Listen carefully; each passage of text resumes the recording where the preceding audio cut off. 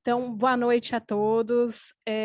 Damos início ao talk show do CFO Experience.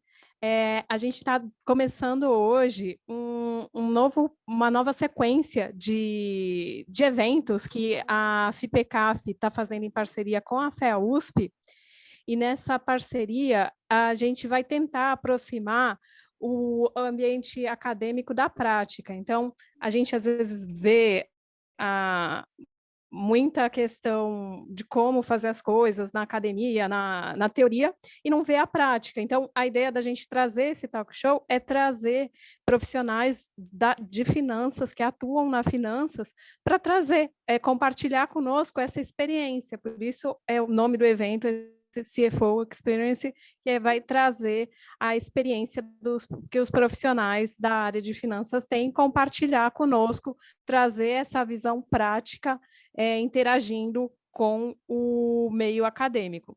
Então, esse é o nosso primeiro evento, vão ter em outras datas que a gente depois vai abordar, né? Outros eventos, vai ser uma série de eventos no formato de talk show, que a gente aborda, a gente traz nossos convidados e coloca pontos, né, para eles mostrarem como que é o dia a dia deles. Então, para continuar abordando a dinâmica do nosso evento, eu passo a palavra para o professor Anderson Braga de Aguiar, que é representante da FEA-USP. Obrigado, Juliana, e quero dar boa noite a todos e todas aqui presentes. Não é um grande prazer poder estar participando desse evento, poder estar junto aqui com colegas e junto com vocês que disponibilizaram tempo, né, para vir. Quero dizer que esse é um evento que representa uma parceria entre a Faculdade FIPECAF, representada aqui pela Juliana, não é, que vocês já ouviram, e também o Pascoal Russo, que vai estar com a gente também em eventos, não é, na sequência dos eventos, não é, que a gente pretende realizar trimestralmente, e também a FEA-USP, não é? E aí temos o Daniel Mussi e eu, Anderson, representando a faculdade, não é? A Faculdade de Economia, Administração, Contabilidade e Atuária da Universidade de São Paulo, e é um grande prazer, não é, poder acompanhar e estar junto desse evento, e agradecendo aqui já a Flávia, não é, pela disponibilidade dela e a presença dela. E aí eu vou pedir para o Daniel falar um pouco sobre a dinâmica propriamente, não é, de como que a gente vai seguir aqui.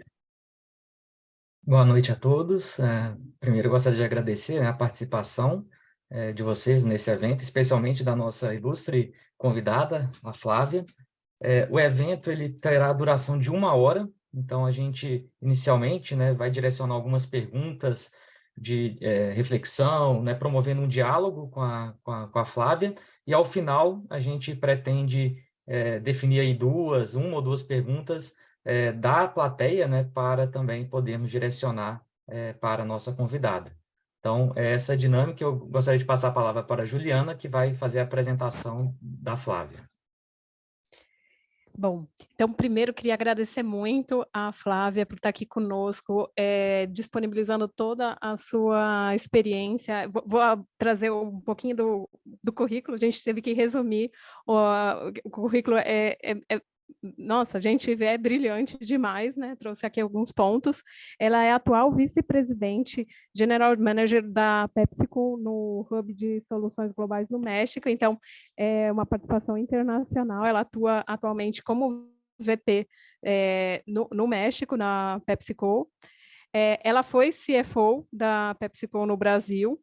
Ela tem MBA pela Universidade de Pittsburgh, foi auditora Big Four, é certificada no Six Sigma, tem experiência internacional, transcultural e multifuncional na América Latina, nos Estados Unidos e Europa, então atuação em vários locais,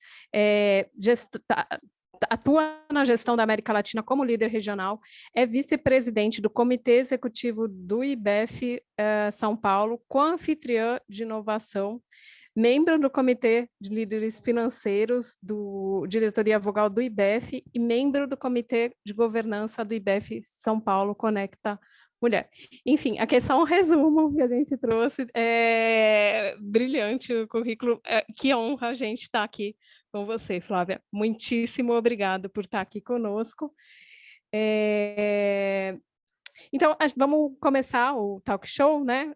Trazendo as primeiras questões. Primeiro, a gente queria trazer para você trocar com a gente a experiência, né? De que, tendo em vista as mudanças que têm ocorrido no contexto de atuação do CFO, então, novas tecnologias, sustentabilidades, e também das empresas, como a pandemia, por exemplo, né? Como que as funções desempenhadas pela área vêm se adaptando? Onde você percebe principais mudanças de foco de atuação e principais inovações, né? Em virtude das mudanças que têm acontecido. O que você percebe que tem se modificado em virtude dessas alterações no ambiente e no contexto?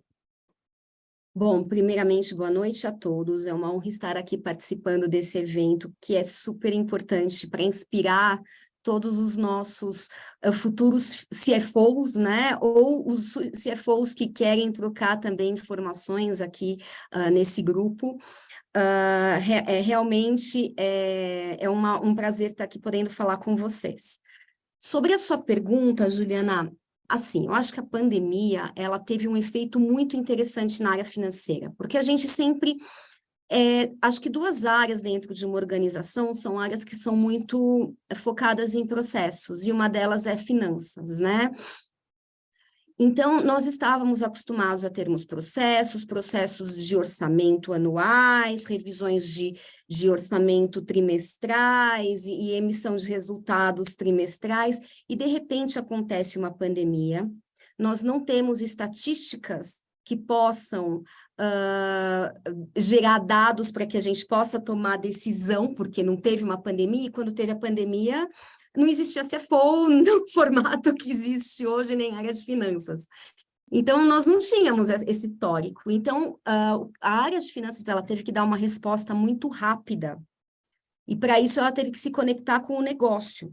Então, o que eu faço agora com a minha cadeia? Porque eu tenho plantas que estão paradas, eu tenho lojas no varejo que estão fechando, eu tenho gente que eu tenho que proteger do Covid que está na rua. Então, assim, por exemplo, processos que de compras, a gente teve que repensar, a gente teve que renovar. Orçamento, um impacto muito grande na área financeira é que nós continuamos fazendo os famosos orçamentos anuais, mas muito mais de uma forma que a gente fala de um rolling, muito mais eu olhando sempre, atualizando todos os meses e olhando sempre essa atualização do que eu fazia antes. Então, eu fiquei quase 3 anos sem conseguir planejar 6 meses, porque a gente não sabia o que iria acontecer. Isso trouxe para a área de finanças a possibilidade e o investimento das organizações para ferramentas que as organizações tomavam decisões mais lentas para implementar, como banco de dados mais limpo, vamos investir em ter um único lago de dados, um único data lake, um único banco de dados para organização, vamos colocar finanças liderando todas as informações, inclusive aquelas que vêm de áreas como marketing. Então, a gente começou a centralizar as informações para poder realmente dar essa resposta muito rápida para o negócio. E essas mudanças, elas vieram para ficar, e elas mudaram o perfil do profissional financeiro, tanto é que o CFO hoje ele é chamado de Chief Future Officer, porque é realmente a área que, para poder dar essas respostas de visibilidade, de instrumento de onde a gente está voando, ela teve que investir muito em tecnologia, e ela tem que olhar agora para o futuro do trabalho de uma forma diferente, né? Você não é só uma pessoa que vai empurrar, sei lá, a técnica tradicional, a matemática, mas você também é a pessoa que vai começar a olhar quais são as capacitações que a empresa precisa ter para se dirigir no futuro, no mundo que a gente chama de bunny, né? que é brittle, anxious, non-linear, né? E o I eu não lembrei agora, mas é o mundo bunny, né? Que é o mundo frágil, o mundo imprevisível, o mundo não linear. E nós financeiros estamos agora trabalhando desse jeito. Nossa, que legal trazer isso, porque a gente vê até em aulas de controladoria, né, por exemplo, a gente estudou o padrão do CIMA, né, que é o Instituto de Contadores Gerenciais, e ele coloca as habilidades que são requeridas. E você colocou habilidades que ele traz como fundamentais mesmo no dia atual, que é essa questão de interagir com o negócio, né? De não ser só a matemática mesmo, de fazer os dados, mas de ter o conhecimento do negócio. Isso ele coloca bastante, e ele também coloca a questão da tecnologia. Acho que hoje em dia realmente não tem como não lidar com tecnologia em nenhuma área, né? Mas principalmente na financeira, né? Não tem como a gente pensar num profissional de finanças que não compreenda o impacto da tecnologia. E como você colocou, a pandemia potencializou muito isso e trouxe para ficar, né? Tá ótimo. Muito obrigada, Flávia. Agora eu passo a palavra para o Daniel trazer a segunda questão. Flávia, a gente vai retomar esses pontos, né, de tecnologia, o impacto da tecnologia sobre a área mais à frente. Eu queria adicionar um ingrediente aí, que é o aspecto cultural, né? E você, como profissional, você teve experiência em interações, na sua atuação, né, em diversos países, né, e regiões, né, geográficas do mundo, continentes. E eu queria que você abordasse um pouco quais são as diferenças, né? E aí não tem como talvez desagregar desse contexto atual que a gente está vivendo, né? Que você destacou dentro da perspectiva do Bunny, né?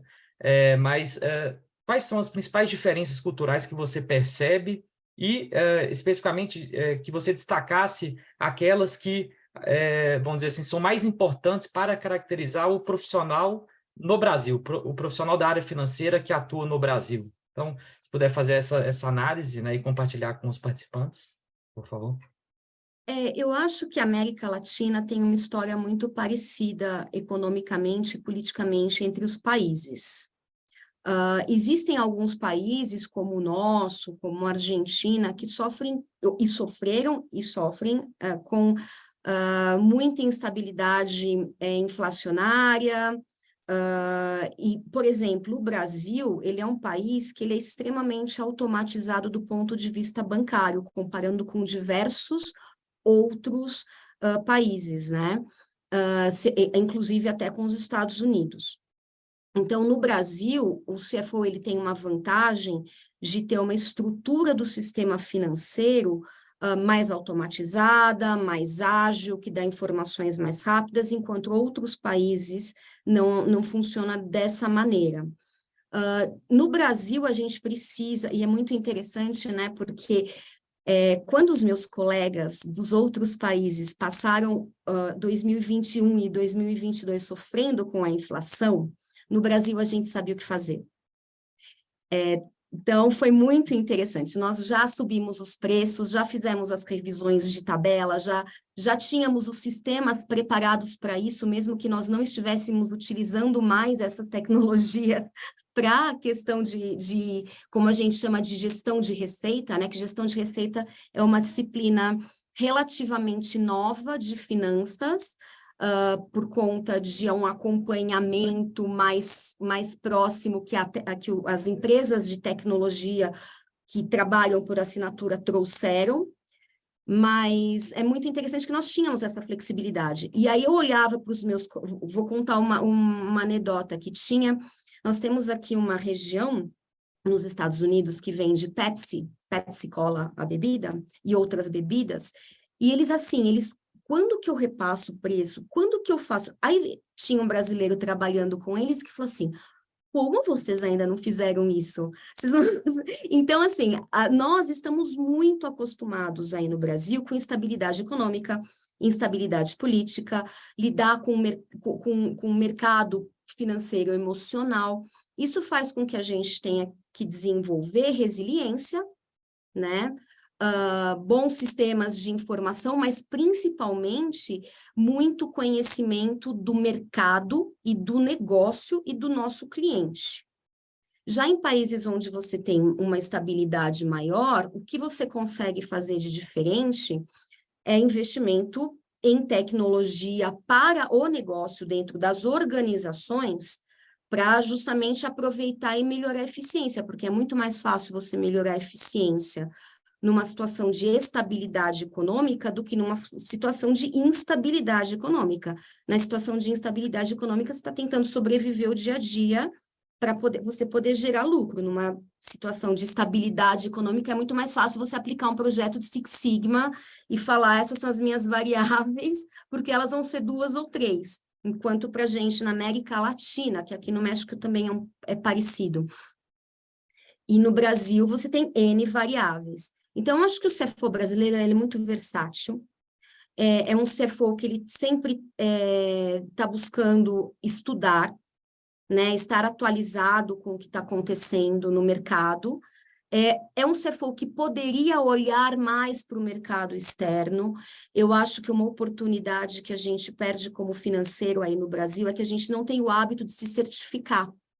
Existem muitas certificações, e o profissional financeiro europeu e o profissional financeiro americano, eles se certificam, né? Então, os CPAs, a gente tem as universidades no Brasil, mas mesmo assim, por exemplo, quem atua em finanças como um todo, por que não vai buscar um CPA? Por que não vai buscar uma certificação em planejamento financeiro? Então, a gente não faz muito isso, e eu acho que essa é uma oportunidade para o profissional brasileiro, até para desenvolver networking internacional, porque quando você participa desses círculos, você troca.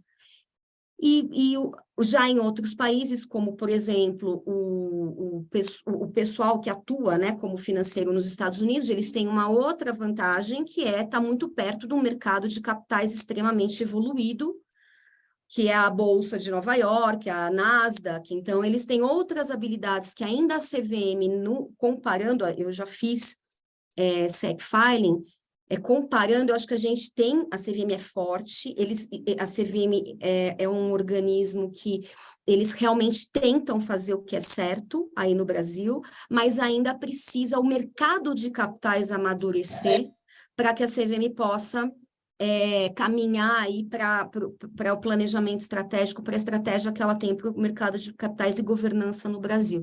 Então, eu poderia apontar essas como as principais diferenças, e aí fica a dica para os jovens profissionais financeiros, procurem as universidades para se certificar, porque esse vai ser o diferencial do futuro para quem quiser atuar internacionalmente. Obrigado, Flávia. Anderson? Obrigado, Daniel. Obrigado, Flávia. Mais uma vez agradecer aí sua participação e a presença de todos e todas. Eu vou dar sequência aqui às questões, trazendo um ponto que tem uma relação com a pergunta que a Juliana já havia feito, sendo que agora seria uma comparação entre esse momento atual, não é, de como você vê, não é, o ambiente atual de negócios em relação ao que você via quando você iniciou sua carreira profissional na área de finanças, não é? Quer dizer, quais as principais mudanças e transformações que você vê e talvez até pegando a experiência que você tem, o caso que você tem da PepsiCo, não é, para eventualmente ilustrar as principais transformações em termos de governança, em termos de modelo de negócio, né, de processos de gestão, que você percebe ocorrendo dentro dessa sua trajetória profissional? Olha, esse ano, dia 13 de setembro, eu faço 30 anos de carreira. E 13 de setembro foi o dia que eu iniciei como trainee na auditoria. Eu vou falar para você que eu iniciei em 93, 95 foi o Plano Real. Então, eu passei por vários momentos aí da nossa economia, do nosso Brasil, politicamente. Eu falo para você que as pessoas... o Brasil está em crise. Eu não faço mais apresentação que o Brasil está em crise, porque a gente sempre teve em crise. Faz parte da nossa história. Se a gente for olhar e fizer uma lista da República, quantos presidentes sofreram impeachment, quantos que realmente terminaram o mandato, a instabilidade política que a gente sempre esteve sujeito, é por isso que o CFO brasileiro é tão versátil. né? O que eu acho que a diferença mais óbvia seria a tecnologia. Então, hoje a gente tem muito mais transparência nas informações, muito mais acesso às informações, também a padronização da forma como a gente vê as informações, né? Então, a gente sabe que recentemente houve uma movimentação de levar alguns países e algumas metodologias contábeis para o IFRS, e o US-GAAP continuou sendo o US-GAAP, mas mesmo assim o US-GAAP se conversa com o IFRS. Quando eu comecei lá atrás, você tinha padrões diferentes, você tinha que ficar fazendo depara para contabilidade, correção monetária integral. Então, hoje a gente tem mais um padrão, e esse padrão ele traz mais visibilidade, né? Mais transparência para as informações que a gente gera para a tomada de negócio. E a tecnologia também, ela é um diferencial que eu comecei na auditoria, era papel de 14 colunas ou 7 colunas que a gente fazia. Para você ter um computador, era um pool, que você tinha 4 computadores, você tinha que fazer uma lista de espera para você poder usar o computador. Hoje, eu tenho Power BI no meu celular. Então, se eu quero informação de qualquer região, estado, cidade, por vendedor, eu tenho na minha mão hoje. Real time online. Então, essa é a diferença. E aí eu acho que a gente, com essa mudança, né, nesse cenário, hoje o financeiro ele é muito menos mastigador de números e é muito mais analisador de números. Então, nós temos aí a oportunidade com a tecnologia de sermos mais estratégicos e aportarmos mais valor, sentarmos à mesa com análise do número e aportando opiniões para o negócio. Enquanto antes a gente realmente estava muito mais tratando o dado e você tinha uma pressão muito maior para você conseguir realmente fazer as conexões e dar resposta para o negócio. Então, eu vejo essa como a grande mudança do meu início de carreira para o que a gente vive hoje como financeiro. Ótimo, Flávio. Esse tema de tecnologia, como o Daniel já comentou, a gente vai retomar ele, dada a relevância, não é, que ele tem. E, por hora, vou pedir para a Juliana dar sequência, Juliana. Ok. Nossa, Flávia, quando você trouxe isso, eu lembrei de outra aula de controladoria que a gente vê as duas voltado para o contador, né? Mas que é muito parecido com o profissional de finanças no geral. A gente tem a figura do contador que chama contador de feijão, né? Que fica só contando os feijões versus o contador parceiro de negócios, né? Essa dicotomia, essa mudança grande que você trouxe. Ele hoje não é mais o profissional de finanças, assim como o contador, ele não vai só analisar número, ele é um parceiro do negócio, ele é fundamental para a tomada de decisão. Muito legal. Isso daí mostra muito a nossa interação com o meio acadêmico, porque a gente, na aula de controladoria, a gente traz esses pontos, e a tua fala está ilustrando isso, muito legal. Aí, outra questão que eu queria colocar aqui é que a PepsiCo, ela foi reconhecida algumas vezes, até prêmios, né, como, por exemplo, pelo Top Employers Institute, por criar oportunidades significativas para os funcionários de proporcionar a esses funcionários ter um trabalho flexível, inovador, diverso e inclusivo, né? E de que forma que você percebe que essas oportunidades que a PepsiCo traz melhora o trabalho do executivo de finanças, ou seja, como as questões de flexibilidade, de inovação, de diversidade, de inclusão melhoram o trabalho dos executivos de finanças na PepsiCo? Como que você observa isso? Juliana, eu vou até um pouquinho mais além aí na sua pergunta. A PepsiCo, ela tem como estratégia de negócios uma plataforma que é a Pep Positive. A Pep Positive, ela trabalha alguns pontos importantes, que é a cadeia sustentável. Então, dentro da cadeia sustentável, você tem agricultura regenerativa, cadeia sustentável, impacto positivo na sociedade, na comunidade, através de produtos melhores. A diversidade para a PepsiCo, ela é muito importante porque nós não temos como nos conectar com os nossos consumidores e conhecermos nossos consumidores e o impacto que a gente tem nas comunidades e na sociedade se a gente não tem uma amostra da sociedade dentro de casa. Então, eu não consigo gerar ideias ou entender como que o meu consumidor funciona se eu não sei quem que ele é. Então, nós acreditamos realmente que a sustentabilidade dos negócios é o que leva a PepsiCo a ser uma empresa de longo prazo, que vem crescendo impressionantemente, mesmo durante a pandemia, focando nesses pontos de sustentabilidade. Então, são pontos que não são só no discurso, né? São pontos que realmente a gente acredita e a gente entende que a gente consegue monetarizar financeiramente. Então, muitas vezes as pessoas me perguntam, mas como que você monetariza diversidade e inclusão? Eu consigo monetarizar diversidade e inclusão. Não só eu consigo monetarizar, como diversidade e inclusão faz parte dos meus objetivos para pagamento de bônus.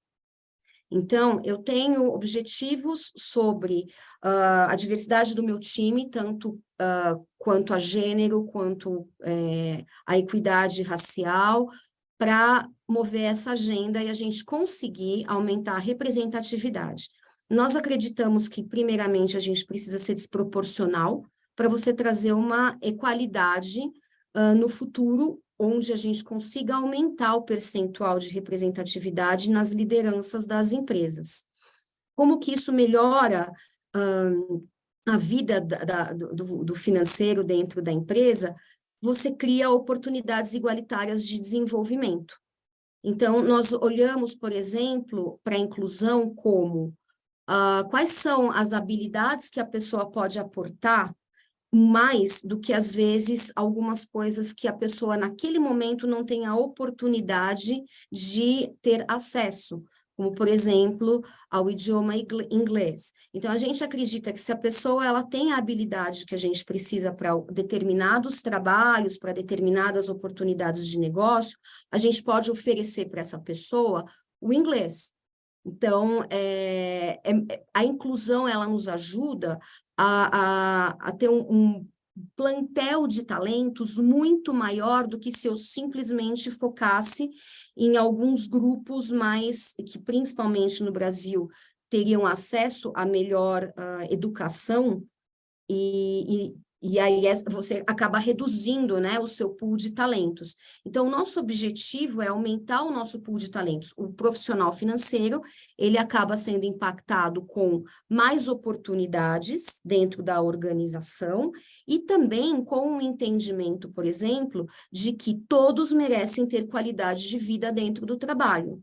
Então, algumas coisas no discurso de que, por exemplo, homens são aqueles que têm que fazer o networking fora do trabalho, ou não pode levar o filho no pediatra, só mulher que faz isso a gente abole de como a gente interage dentro do ambiente de trabalho. Todos podem fazer aquilo que desejam para a sua vida pessoal e todos podem ser quem são. Então, nós não temos, assim, nós queremos que as pessoas tragam diferentes características de personalidade, porque a gente entende que essa combinação faz a discussão mais rica e nos ajuda a crescer em relação ao nosso negócio.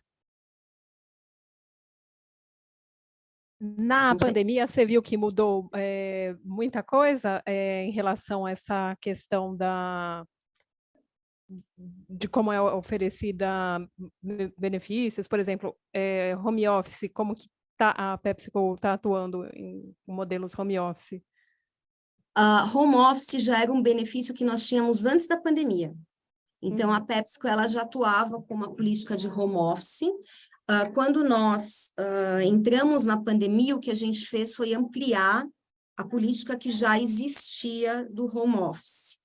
Aí o desafio foi conseguir em 15 dias notebooks para a empresa inteira, porque alguns não tinham ainda não tinham, eram desktops. Então, assim, nós já tínhamos essa política. E é uma jornada que a PepsiCo vem já há 5 anos.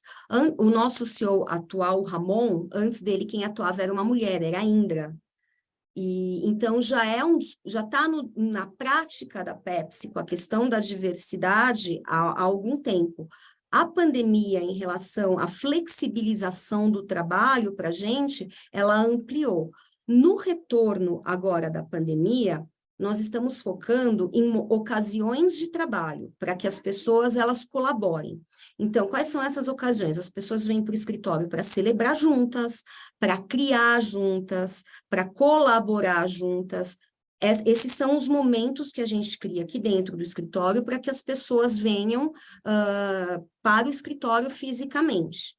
E aí os trabalhos que as pessoas podem fazer em casa, que realmente ela vai ter um momento sozinho, por exemplo, no meu caso, que eu tenho muito... Meu líder fica na Índia, né?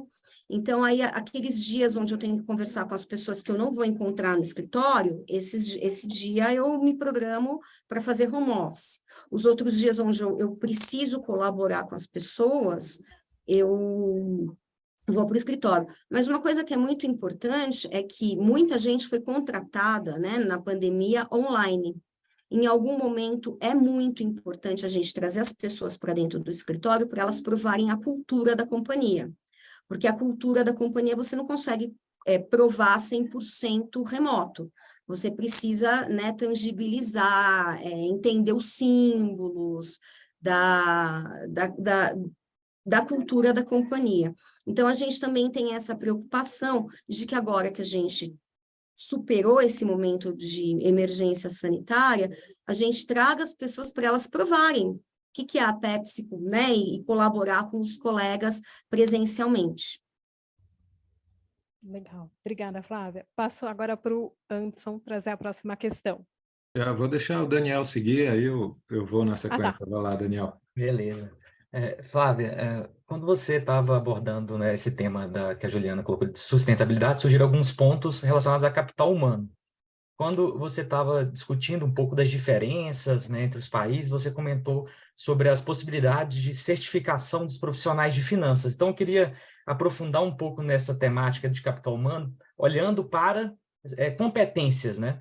E aí, talvez de uma forma mais ampla, né? Não só em relação a conhecimentos, né, que é um pouco o objeto das certificações, mas principalmente habilidades e atitudes. E aí eu queria, né, te perguntar quais habilidades e atitudes você, né, dentro do guarda-chuva de soft skills, que você percebe que estão sendo mais valorizadas, né, para o profissional de finanças. Eu vejo 3 habilidades, assim, que eu poderia colocar aqui. São muitas, mas para mim 3 são fundamentais. Eu acho que a primeira é o aprendizado contínuo. Então, no mundo de inteligência artificial, quem só usa a informação, mas não aprende e não gera conhecimento, vai ter o seu prazo de validade expirado. Então, é muito importante, se você quer ter uma carreira, não só em finanças, mas qualquer carreira, que você aprenda, né? Esteja sempre aprendendo. Acho que o segundo ponto é colaboração. As organizações, elas estão ficando cada vez mais horizontalizadas, menos hierárquicas, muito mais gerenciadas por projetos. Então, realmente, colaboração, saber colaborar é muito importante. Porque a colaboração já comprovadamente gera agilidade, e hoje a gente está num mundo que precisa de respostas ágeis, né? Então, e acho que, assim, a terceira é resiliência, porque nós vivemos hoje num mundo onde você faz isso no seu celular, e nós vemos muitos negócios perdendo seu valor rapidamente, por gestões nesse formato. E nós vemos que alguns negócios que são construídos, onde as pessoas, elas pensam, elas conseguem direcionar para evitar a disruptura do negócio, esses são os negócios que sobrevivem, né? Então, aqui no México, a gente tem, nesse hub de soluções de inovação e operações que a gente faz para a PepsiCo Global, nós temos um grande percentual de geração Z. E E eu acho que um dos pontos que realmente precisa ser desenvolvido é a resiliência para a construção. Menos respostas tão imediatas, para você poder realmente solidificar, né? E ter um prazo de você olhar como que as coisas elas sofrem impacto ou como você impacta. Eu acho que esse é um outro ponto que vai ser muito importante para o futuro. Das pessoas, né, que querem crescer profissionalmente, aquelas que conseguem ter resiliência, colaboração e aprendizado contínuo. Obrigado, Flávia. Anderson?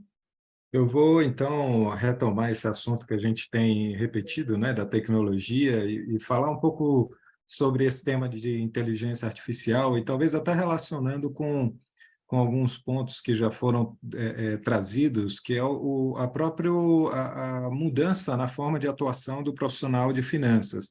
Quer dizer, a gente vê uma discussão de o quanto que a inteligência artificial, o uso de tecnologia, vai substituir esse profissional. Então, talvez lhe ouvir um pouco, né, da sua percepção, da sua experiência na PepsiCo e profissional, se você vê isso acontecer, se você vê isso acontecer em algumas funções, mas não em outras, então ter essa perspectiva. Eu sou uma otimista do uso da inteligência artificial e da tecnologia. Eu já passei por diversos processos de desenvolvimento, sou uma pessoa que fui first adopter de vários aplicações de inteligência artificial. Não desenvolvi eu, normalmente uma pessoa de TI que apoia, mas temos vários projetos aí, alguns até que fizemos bench, várias empresas vieram fazer bench aqui na PepsiCo sobre inteligência artificial. Então, assim, eu acho que nós hoje estamos num momento onde nós não sabemos quais serão os trabalhos do futuro. Por isso que é muito importante aprender, porque hoje o que a gente chama de CFO vai ser outro nome, o que você chama de contador vai ter outro nome, e vai ter outro aspecto, né? Então, eu acho que as funções elas vão se transformar, elas vão se ressignificar, não é que elas vão acabar ou que o ser humano vai ser substituído, por isso que eu sou otimista. Porque eu gosto muito de um livro que se chama Organizações Exponenciais, que é de um dos fundadores da Singularity University, que é justamente apontando para o uso da tecnologia, que o uso da tecnologia sendo barateado, a qualidade de vida do ser humano ela vai melhorar. O que a gente talvez possa dar o benefício da dúvida, né, para a inteligência artificial, para a tecnologia, é justamente isso, de que nós não temos hoje a compreensão de como será esse mundo futuro do trabalho, como serão essas funções futuras do trabalho. Então, ninguém entrar em desespero de que, eu fui substituído por um robô.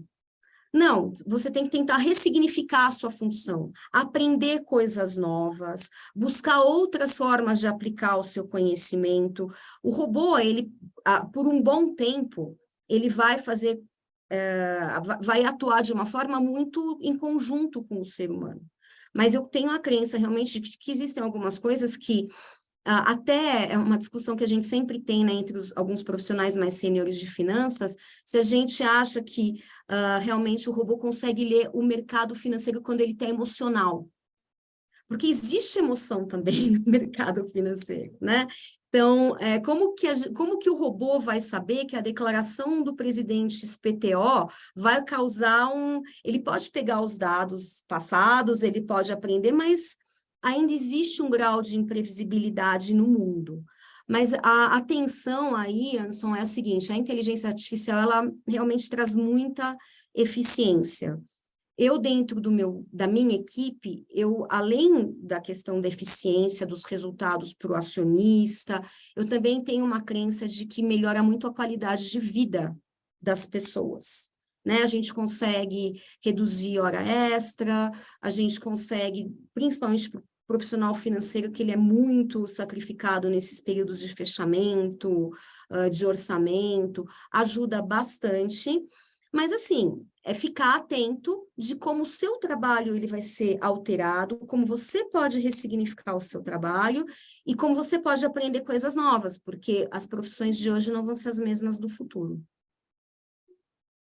Flávia, obrigado. Eu queria, assim, esse é um tema que me parece de tanta relevância, não é? Que eu fico tentado a te fazer uma pergunta aqui na sequência, que é pensar assim, dado o volume de dados nesse mundo, né, a tecnologia, a capacidade de ela captar o conceito de Big Data, não é? Como é que você vê tudo isso dentro da área financeira, não é? Que tem mais dados disponíveis, como trazer esses dados, sumarizar e interpretar esse volume grande de dados? Anderson, esse é um dos maiores desafios da implementação da inteligência artificial, porque nós temos hoje, são tantas soluções, as aplicações elas mudam tão rapidamente, que uma das coisas que as organizações elas têm de fragilidade é justamente não conseguir limpar essa base de dados ou ter uma base de dados única. E ainda depender muito de inputs manuais. Então, esse é um grande desafio para a aplicação da inteligência artificial. E esse é justamente um ponto onde eu acho que também a inteligência artificial tem um ponto de vulnerabilidade. Porque a inteligência artificial, ela trabalha bem quando você tem base de dados limpa, quando você tem base de dados consistente. Ela não trabalha bem com base de dados que não estão limpas, que estão de diversas formas, que são de diversos sistemas e aplicações legadas, você mistura um RP com outro RP, que tem uma outra aplicação em cima. A inteligência artificial, ela pode até reconciliar esses dados, mas para ela conseguir realmente criar tendências, ter o que a gente chama do machine learning, para poder gerar algoritmos, ela tem dificuldade. E as organizações que estão implementando inteligência artificial sabem que esse é um ponto de dor e é algo que tem um investimento muito grande sendo feito para conseguir superar, para você realmente conseguir aplicar inteligência artificial e a evolução dela, que não é só aquele robô que faz supervisionado, né? A gente fala, o robô que é não supervisionado, é o Unsupervised Artificial Intelligence. Então, essa daí, se você não tiver uma boa base de dados, uma base de dados limpa, trabalhada, tratada, não funciona. Então, realmente, é um desafio mundial, por isso que existe tanto foco, né, na questão de proteção de dados, de todo mundo tentando obter dados de consumidor, porque as empresas e as organizações sabem realmente que esse é um ponto de inflexão ali, de flexão, para você poder virar mais tecnologia em cima dos seus processos. Excelente, Flávia, muito obrigado. Deixar aqui com a Juliana a sequência. Ok. Vendo aqui a nossa plateia, a gente vê uma situação que espelha muito o que a gente vê na realidade das posições financeiras, né? Eu estava contando aqui, a gente tem na plateia 21 participantes, né? Sendo que 16 homens e 5 mulheres. E a gente percebe, né, que nas posições financeiras o número de mulheres, infelizmente, ainda acaba sendo pequeno comparado com o número de homens, principalmente em posições de liderança. E aí, então, eu queria que você, já foi CFO, que agora é vice-presidente de finanças, alcançou altos níveis na área financeira, que desse conselhos para nós mulheres alcançarmos posições de destaque nas finanças. Que conselhos você traria para a gente? Olha, eu não sei se essa estatística continua a mesma, mas até uns 2 anos atrás, 3 anos atrás, éramos 3% de mulheres em posições de companhia de mercado de capitais e 10% em posições de CFO no geral no Brasil. Na PepsiCo, a gente tem, justamente pelo que eu comentei com vocês da plataforma do Pep Positive, aqui no meu time eu tenho 50% de mulheres em posição de liderança e 50% de homens em posição de liderança. No Brasil, o board da PepsiCo do Brasil, nós éramos 60% mulheres e 40% homens. Então, assim, antes, eu acho que tem 2 responsabilidades aí. Acho que a primeira é da empresa, e a responsabilidade da empresa é de fazer realmente a desproporcionalização quando você dá as oportunidades dentro da área financeira para a carreira. Né? Que eu chamo de desproporcionalização? Por um tempo, você realmente talvez tivesse que contratar mais mulheres que homens para você poder criar uma base para que essa base possa subir. Acho que essa é a primeira parte. A segunda parte é que a empresa ela realmente desenvolva políticas que são amigáveis para o ponto de vista de diversidade, que elas sejam amigáveis, que elas sejam inclusivas, né? Que a gente consiga dar oportunidade para todas as pessoas. Do ponto de vista do que você pode fazer para a sua carreira, eu acho que a primeira e mais importante é você acreditar que você pode. Então, eu nunca parei muito para pensar nessa questão de que se eu era mulher ou se eu não era mulher. Eu simplesmente fui identificando as pessoas que poderiam patrocinar a minha carreira, que poderiam ser os meus mentores, independente do gênero, e olhei muito para exemplos no mercado também, independente do gênero, de quais eram as habilidades que eu queria ter e os conhecimentos técnicos que eu queria ter. Naturalmente, eu tive que fazer algumas escolhas. A nossa vida, você não é só o que você faz, você não é só o seu trabalho, você é uma pessoa, eu sou mãe, eu tenho 3 filhas, eu tenho família, eu gosto de cozinhar, eu gosto de ter vida pessoal, eu tenho vida própria, então eu não sou só um CFO, só a gerente geral aqui do MBS, eu sou uma pessoa. Isso que eu faço é uma parte da pessoa que é a Flávia. Isso para mim também sempre foi muito claro. Então, o fato de eu saber que eu era uma pessoa e que eu não era só o que eu era na empresa, me fortalecia de que eu sempre podia voltar, né, para minha casa, ou para minha família, ou para os meus amigos, e eu era mais do que aquilo. E aí acho que o que alguém falou aqui, a coragem, realmente a coragem é fundamental, mas acho que às vezes a coragem ela é muito inconsciente. A coragem ela nasce de você ter um propósito. Então, quando a gente fala de carreira, e eu acho que vale para homens e mulheres, tem meio que um ciclo que a gente segue, que é os primeiros anos da sua carreira, você está aprendendo tecnicamente, você está se desenvolvendo, você está entendendo como funciona o mundo corporativo. Na segunda fase da sua carreira, é quando você começa a se preocupar com a remuneração. Aí você já começa a observar quais são você começa a olhar para cargo, para posição, para benefícios. Na terceira fase, você já começa a olhar assim, bom, se você quer ir para o C-Level, que é o meu caso, quero ir para o C-Level, tá bom, então o que eu preciso fazer para chegar lá no C-Level? Aí, para você estar no C-Level, existem algumas escolhas que você teria que fazer de investimento de tempo e de trabalho. E agora eu estou indo para o meu 4º ciclo, né? Então, eu já tenho já estou estabelecida como uma profissional de C-Level, então agora eu estou me preparando para me mover para funções de governança. Então, se eu pudesse resumir para você mais ou menos como que é o ciclo de um profissional financeiro, no que a gente conhece hoje como o que é um CFO, seria esse ciclo. Agora, para a mulher, acho que é principalmente ter coragem, não colocar na cabeça que não posso, né? Principalmente também é muito importante participar de grupos de mulheres para trocar experiências e as mulheres umas apoiarem as outras e não serem rivais dentro das organizações.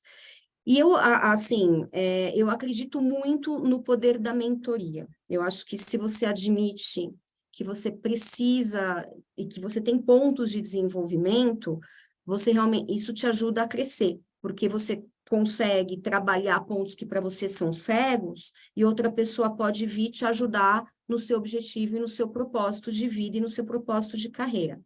Então,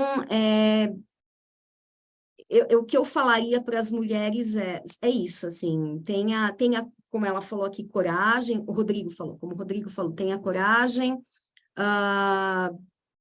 acredite que você pode, que o lugar de mulher é onde ela quiser, eu acho que principalmente isso. Muito legal, Flávia. E tem uma representante mulher aqui, a Andreia, que levantou a mão e quer falar com a gente. Pode falar, Andreia? Oi, obrigada. Gente, eu queria dar um depoimento aqui. Vocês estão me ouvindo? Estamos. Eu sou aí contemporânea da Flávia. Eu entrei na faculdade em 1993, um pouquinho antes ali do Plano Real. Sou formada aqui pela FEA Ribeirão Preto. Comecei a minha carreira em São Paulo e voltei para o interior.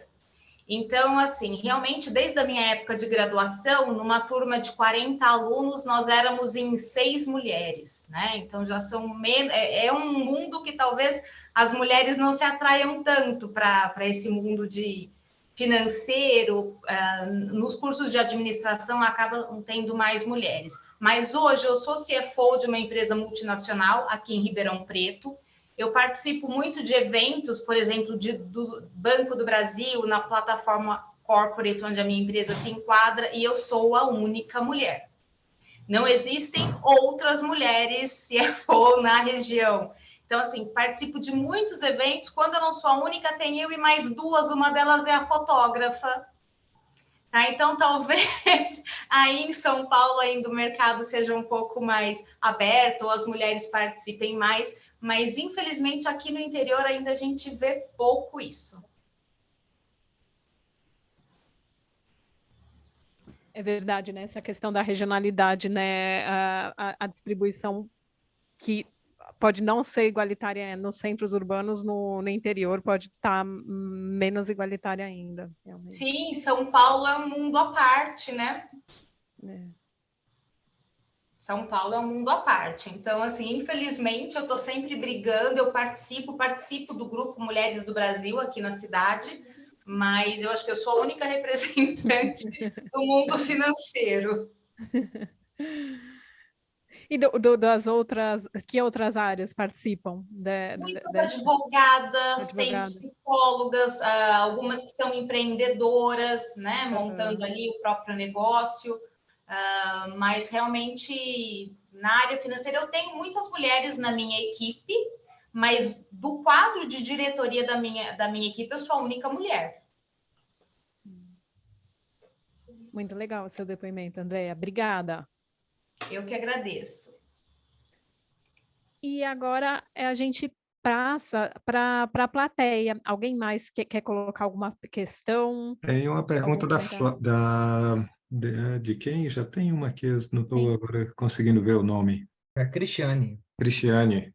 E eu não sei, Cristiane, se você quiser abrir o microfone ou a gente repassa. Bom, a Flávia está vendo a pergunta também. Sim, eu vi a pergunta.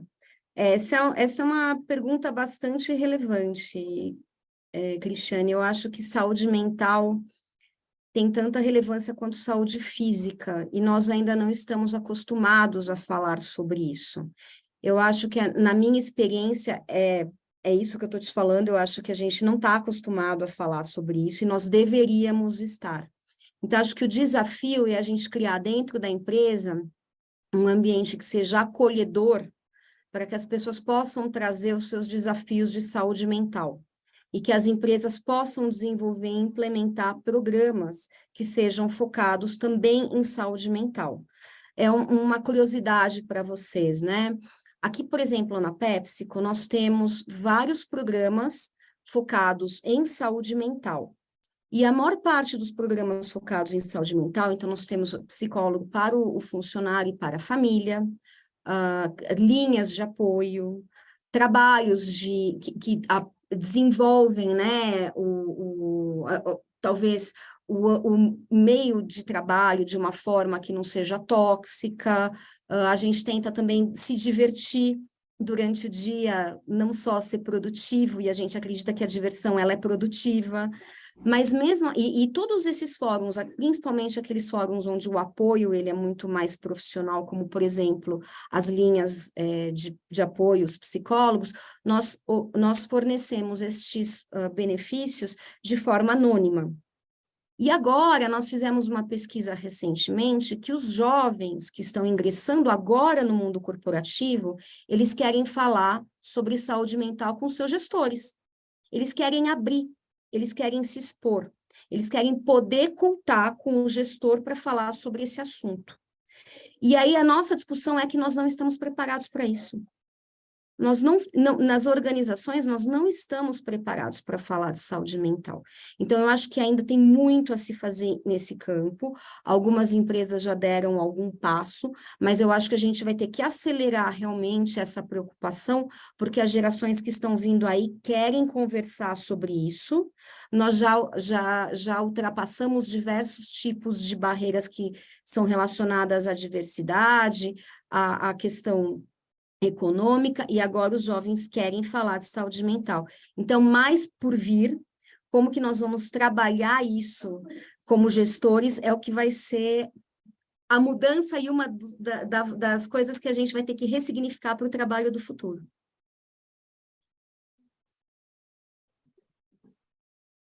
E aí tem mais uma aqui, né? Quais as prioridades e desafios do CFO para os dias de hoje e futuro próximos? Respondo também? Por favor. Eu acho que a prioridade é retomar crescimento pós-pandemia. Algumas empresas e alguns negócios cresceram durante a pandemia. Esses negócios, a preocupação é como que nós nos mantemos crescendo. Para os negócios que foram mais afetados, como que nós reestruturamos os processos econômicos das organizações que foram mais afetadas realmente pela pandemia. Acho que essa é uma prioridade. A outra prioridade, não só do CFO, mas das organizações, é talento. Talento e cultura. Porque cultura é o que atrai e o que retém talento. Então, se a gente não consegue ter dentro das empresas, das organizações, uma cultura que esteja apta a gerar, né, resultados, mas resultados sustentáveis de uma maneira não tóxica, num ambiente de trabalho não tóxico, realmente você não é mais o mundo que a gente quer viver. Então, acho que esses são os desafios, como que nós realmente saímos de vez da pandemia e recuperamos a economia. E acho que o outro ponto é sobre talento. O talento, ele está muito diferente. A pandemia impactou a aquisição de talento no mercado, e esse é um grande desafio para o CFO e para as outras funções também. E aí tem uma outra pergunta aqui. Só para encerrar, né? Que é, CFOs brasileiros acostumados a crises, vocês acham que acabam mais habilitados para lidar com a recessão, que isso tem a ver com a cultura da certificação. Nós temos mais habilidades realmente para lidar com recessão, com certeza, porque nós conhecemos o mecanismo, né, e a estrutura de uma recessão. Então, é mais ou menos, a gente já sabe o que fazer, já temos esse executável com o download feito dentro da gente. O que isso tem a ver com a cultura da certificação? A cultura da certificação, ela não vai fazer você mais hábil para lidar com a recessão. A cultura da certificação, ela vai te dar um networking internacional e ela vai te propiciar oportunidades internacionais de carreira. Então, no Brasil, quando você padroniza, por exemplo, metodologias contábeis, no Brasil vai ser requerido que pessoas conheçam essas metodologias contábeis que são internacionais. Então, uma certificação de IFRS vai fazer um diferencial no currículo de uma pessoa. Uma certificação de IFRS também vai te colocar num networking onde você vai conhecer profissionais globais. Se você tem uma certificação em IFRS, você pode atuar em Portugal, você pode atuar na Índia, você pode atuar em diversos países da Europa. Então, é muito mais abrir as possibilidades de carreira do que a gente, entre países e internacional, do que só para o mercado brasileiro. Flávia, nossa, como a Cristiane colocou, você é muito inspiradora, tanto que a gente viu que... Oi. Pode falar?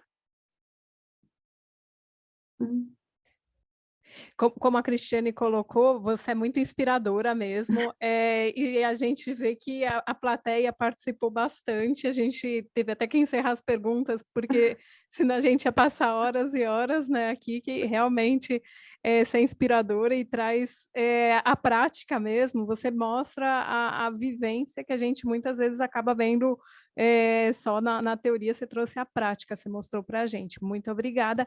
E eu passo para o professor Anderson para fazer o encerramento do evento. Obrigado, Juliana, e eu quero reforçar, não é, esse agradecimento, sem dúvida, assim, um grande privilégio de quem pôde estar aqui junto com a gente hoje, não é, escutando tudo o que você trouxe para compartilhar, não é, Flávia? Então, muito obrigado mesmo pela sua presença, pela sua participação, não é? Agradeço aqui a todos que tiveram, todos e todas, não é, que estiveram também aqui com a gente e que interagiram, né? Acho que isso é muito bem-vindo. E já deixo o convite também para todos, todas, para o próximo evento. A gente ainda não tem data, não é? A intenção é que seja um evento trimestral, então é algo que deve ocorrer aí em agosto, provavelmente.